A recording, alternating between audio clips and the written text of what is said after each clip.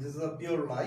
আর attribution overwhelming কখনোই হবে না, কারণ আমরা ওভারহেলমিং করে ফেলেছি হচ্ছে যে দেখেন অ্যাট্রিবিউশনের ক্ষেত্রে সবচেয়ে বড় যে প্রবলেমটা, অ্যাট্রিবিউশনের ফিল্ড যদি আমরা 100% ধরি তাহলে এইখানে হচ্ছে যে অনলি টোটালি ফাঁকা মার্কেট, এই ফাঁকা মার্কেটের দিকে আমরা যে অ্যাট্রিবিউশনটাকে ওভারহেলমিং মনে হচ্ছে।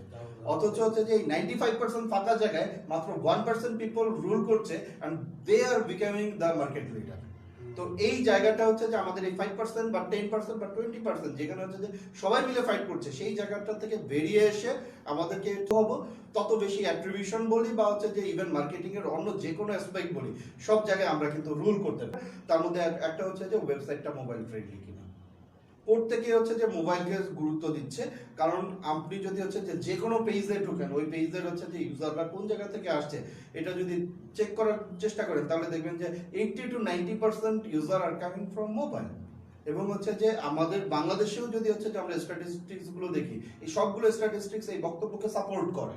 যে আপনি নিজে ব্যক্তিগত জীবনে চিন্তা করে দেখেন না, ল্যাপটপের সামনে হচ্ছে যে কত কিন্তু পাশে মোবাইলটা থাকে, মোবাইলকে মানে অস্বীকার করার কোনো সুযোগ নাই, বরঞ্চ হচ্ছে যে মোবাইলের